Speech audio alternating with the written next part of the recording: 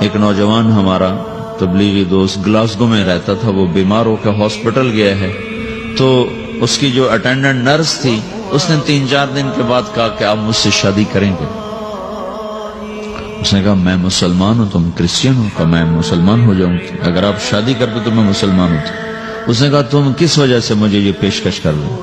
وہ کہنے کہ میں 3 دن سے تمہیں دیکھ رہی ہوں تو کہ تم نے ایک دفعہ بھی نظر اٹھا کے مجھے نہیں دیکھا، میں نرس ہوں، میری زندگی یہاں گزری ہے، میں نے کوئی نوجوان ایسا نہیں دیکھا جو لڑکی کو دیکھ کے نظر جھکا لیتا ہو، میں پہلی دفعہ اپنی زندگی میں کسی کو دیکھ رہی ہوں کہ جب اس کے سامنے میں آتی ہوں تو اس کی نظر جھک جاتی ہے، تو مجھے یقین ہو گیا تیرے اندر سچائی ہے۔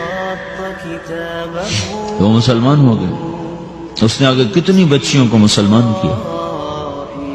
پھر اشفاق احمد صاحب مرحوم تھے، یہ ڈرامہ رائٹر، ان سے اچھی سلام دعا تھی میری، تو ایک دن مجھ سے کہنے لگے کہ میں تبلیغ کے کام سے متاثر ہوا ہوں انگلینڈ جا کر، پاکستان میں نہیں، انگلینڈ جا کر۔ تو میں ایڈنبرا میں پارک میں بیٹھا تھا، میری بیوی میرے ساتھ بیٹھی تھی، تو ایک جماعت آئی، انہوں نے آ کر اذان دی مغرب کی اور نماز پڑھی۔ نماز کے بعد 13-14 لڑکیاں بھاگ کے آگے آئیں ان سے بات کرنے کے لیے، تو میں نے بیوی سے کہا آؤ سنو یہ کیا کہنے کہتے ہیں، تو کہا ہم دونوں بھی پہنچے، تو جس نے جماعت کرائی تھی اس کو ایک لڑکی آگے بڑھ کے کہتی آپ کو انگلش آتی؟ کہی آتی ہے۔ کہی آپ نے کیا کیا ہے؟ کہی ہم نے اپنی عبادت کی۔ تو لڑکی کہنے لگی آج تو اتوار نہیں ہے، تو اس نوجوان نے کہا کہ جی ہم دن میں 5 دفعہ کرتے ہیں، صرف اتوار کو نہیں، روزانہ 5 دفعہ۔ وہ لڑکی کہنے لگی یہ تو بہت زیادہ ہے، آپ اس کو کیسے نبھاتے ہیں؟ تو اس نے اس کو جواب دیا، 2-3 سوال اس نے اور کیے، جواب دیا۔ تو کہنے لگی اچھا بہت مہربانی، اس نے سے ہاتھ بڑھایا آگے ملانے کے لیے تو وہ نوجوان کہنے لگا میں آپ سے معافی چاہتا ہوں، میں آپ کو ہاتھ نہیں ملا سکتا۔ تو اس لڑکی نے کہا کیوں؟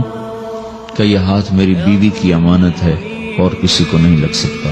تو لڑکی کھڑی تھی، وہ زمین پہ گر گئی، صرف اس بہت وہ زمین پہ گر گئی، کھڑے کھڑے وہ زمین پہ گر گئی اور وہ بچوں کی طرح رونے لگی پھوٹ پھوٹ کے، اور کہنے لگی وہ لڑکی کتنی خوش قسمت ہے جس کے تم خامد ہو، کاش یورپ کے مرد بھی ایسے ہی ہوتے۔ جس رب نے نفسیات بنائی ہے وہ اگر کوئی عورت کپڑے اتار دے تو اس کی نفسیات بدل جاتی، چاہے وہ مغرب میں پیدا ہو چاہے وہ مشرق میں پیدا ہو۔ عورت کی نفسیاتی حیا ہے اور وفا ہے، کسی وفادار کی تلاش ہے، تو وہ اس کو پتہ بھی نہیں ہے کہ مشرق کا حیا کیا ہے، لیکن وہ اس کو اللہ نے عورت بنایا ہے، اس کے اندر کی وہ نہیں مر سکتی چیز۔ کاش یورپ کے مرد بھی ایسے ہوتے۔ اور آنسو پوچھتی ہوئی وہاں سے اٹھ کے چل دی۔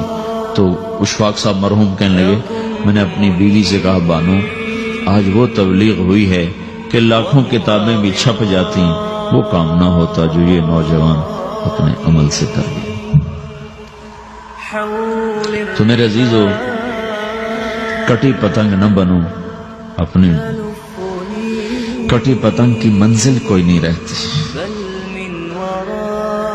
اللہ اس کے رسول کے ہاتھ میں اپنے ڈور دے کے چلو، اللہ اس کے رسول کی غلامی میں اپنے آپ کو چلاؤ تو اللہ تمہیں بھاگ لگائے گا، عزت بھی دے گا۔ اپنی منمانی میں کوئی راحت نہیں، اللہ کی قسم کوئی راحت نہیں۔ 6 بر اعظم پھر کے تمہیں بتا رہا ہوں کہ جو اپنی ترتیبوں پر چلنے والوں کے دکھ آپ لوگ اندازہ نہیں لگا سکتے۔ چلنا ہے تو اللہ اس کے رسول کی زندگی کو اپنا کے چلو، اللہ تمہاری دنیا بھی سکھ والی بنائے گا، آخرت بھی سکھ چین والی بنائے گا۔ لیکن یہ سیکھنا پڑے گا، سیکھنا پڑے گا۔ تبلیغ اس کو سیکھنے کی محنت ہے اور اس کو آگے پہنچانے کی محنت ہے۔ تو یہ عمر ہے، اس وقت ساری دنیا اسلام کے لیے تیار ہے، چونکہ نظریاتی طور پر دنیا شکست کھا چکی، کسی کے پاس کچھ نہیں۔